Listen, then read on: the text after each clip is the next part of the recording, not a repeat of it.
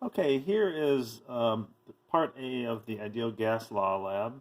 I'm in my basement lab again, so it's a little cool down here, so the temperature I'm going to use for part B is probably going to be a little below 20 degrees.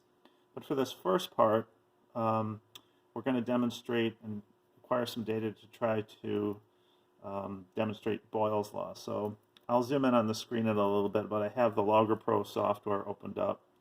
And what I have here for equipment is I have a pressure sensor that again is connected to a interface that's going into my laptop computer. Let me make sure I get that lined up.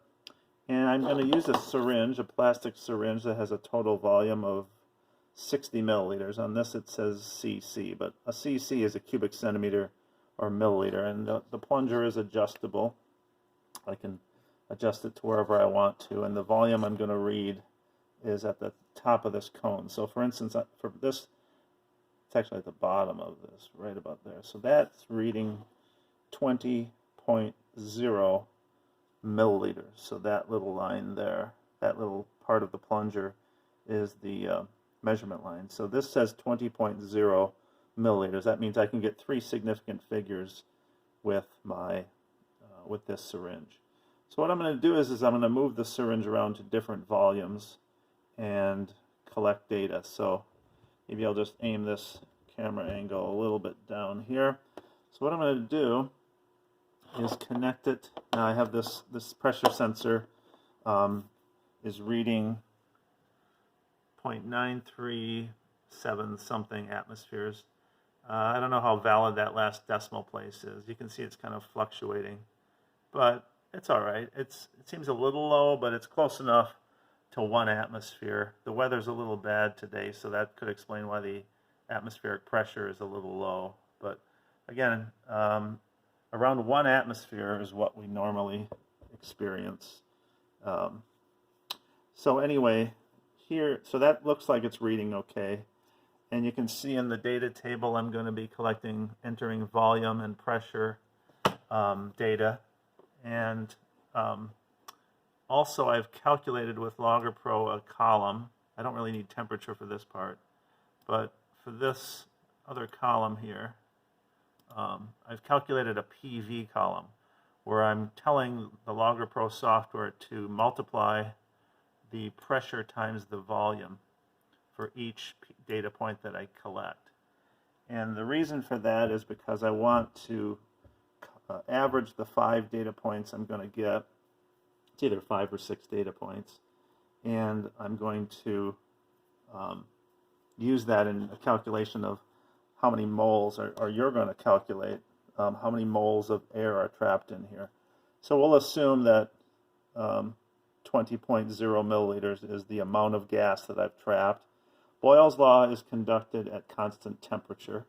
So the only thing we're changing here is volume and watching how pressure changes. So I'll screw this into the pressure sensor here.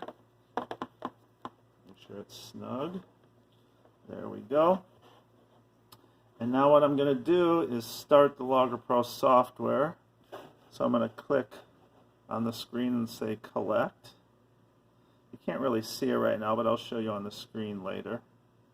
I'm going to hit collect. And then what I'm going to do is move this syringe around to different places. Right now I'm going to move it to push it down to about 15 milliliters. And on the screen you can see, if you can see that pressure, look over here in the right around here, you can see the pressure's going up. Now I have to keep my hand steady.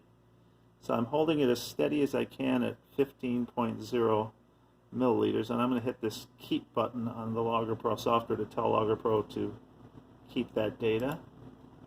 And then I have to enter in 15 milliliters, but in liters, so that's 0.0150 liters. The reason why I'm using liters is because the ideal gas law uses liters, right? We don't use milliliters because the gas constant is 0.0821 liter atmospheres per mole Kelvin. So now I'll move it back to 20 where I started. You can see the pressure is dropping there. It's down to about 0.939 something.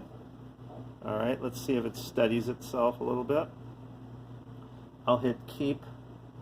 It's a little out of your view on the screen here, but I'm hitting keep now, and now it's asking me to enter in the volume, which I'm at 0.0200. I'm trying to 3 sig figs. I'll keep that.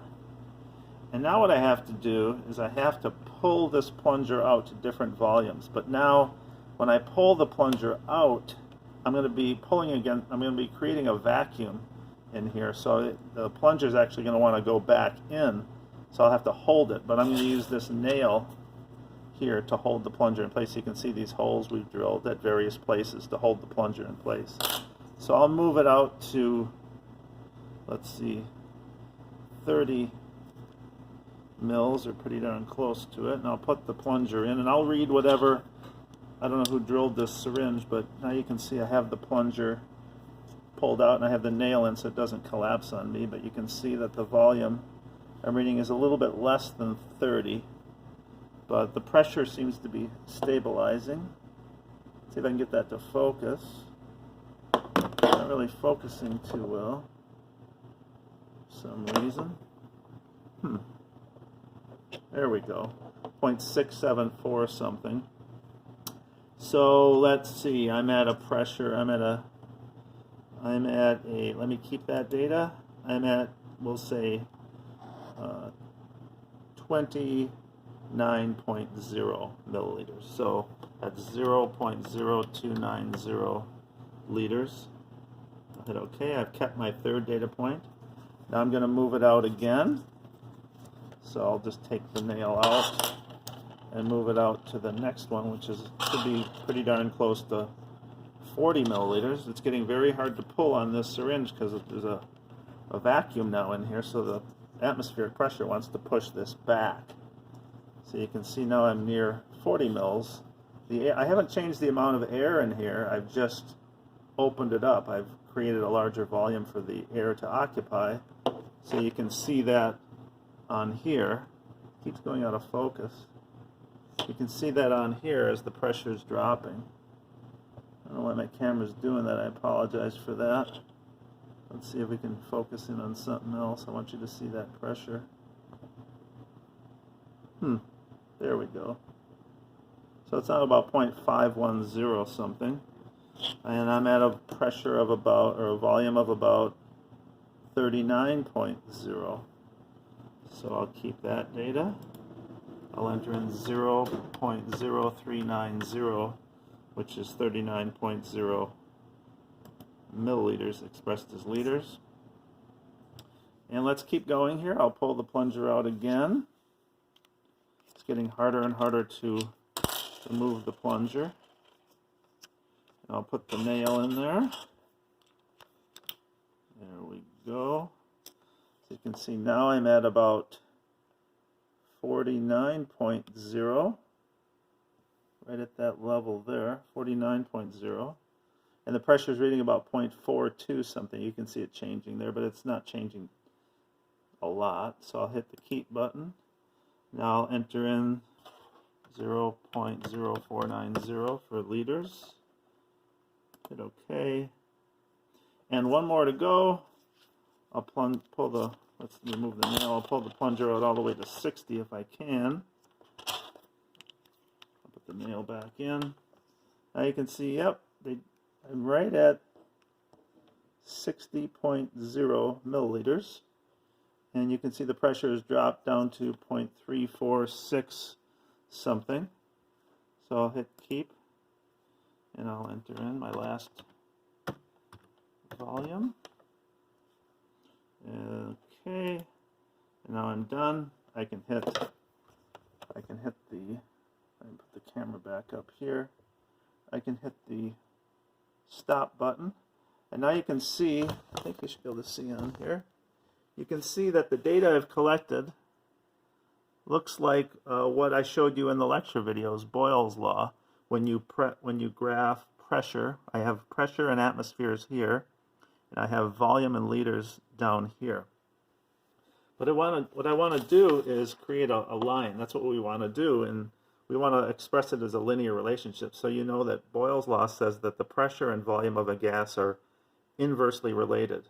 So now what I need to do is go into LoggerPro and tell it to calculate, go to Data, New Calculated Column. I can tell it to calculate a 1 over V column.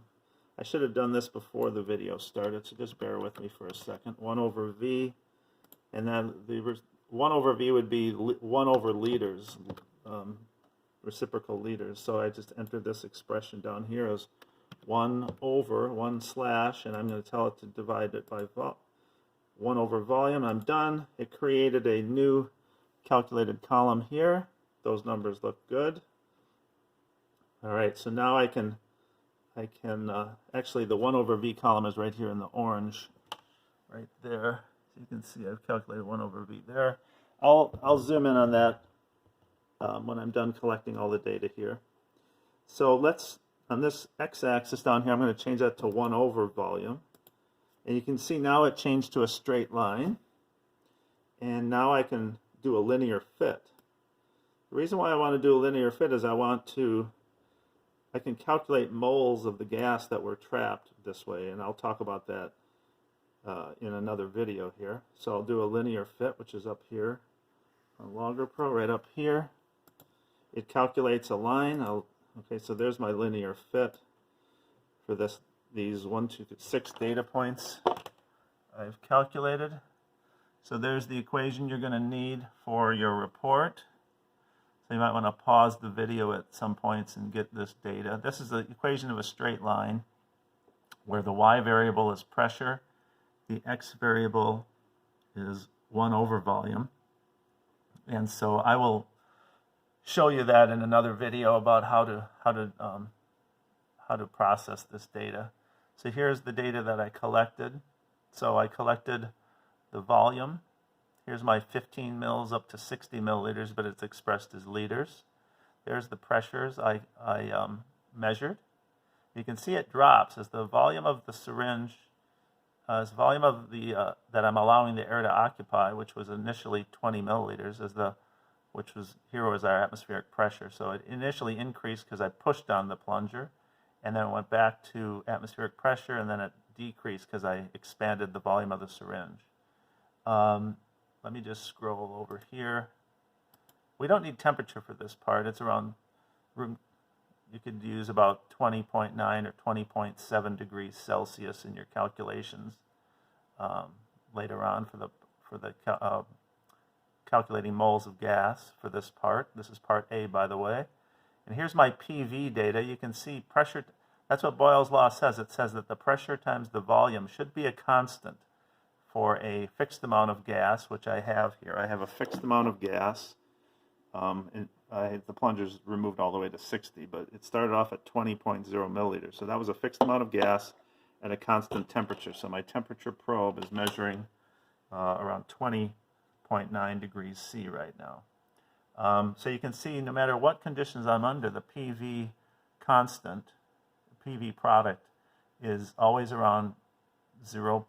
If you round it up to 2 sig figs, or 1 sig fig, it's 0.02. And that makes sense because if I'm at an atmospheric pressure of about 1, and I started off with 20 milliliters, which is 20 milliliters is 0.02 liters.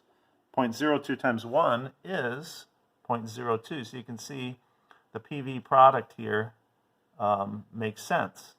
I should have about 0.02 because that reflects the fact that I started off with 20 milliliters of air.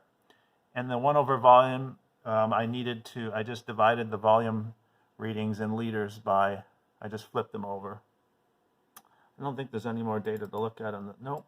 Okay, so that's pretty much part A. Here's the data that we acquired.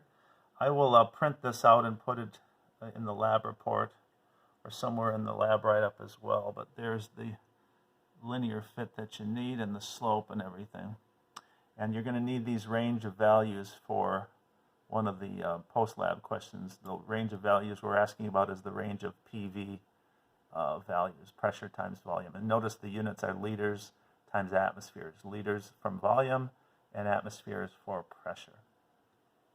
All right, and then in the next video, I'll show you how to acquire the data for the pressure versus temperature experiment.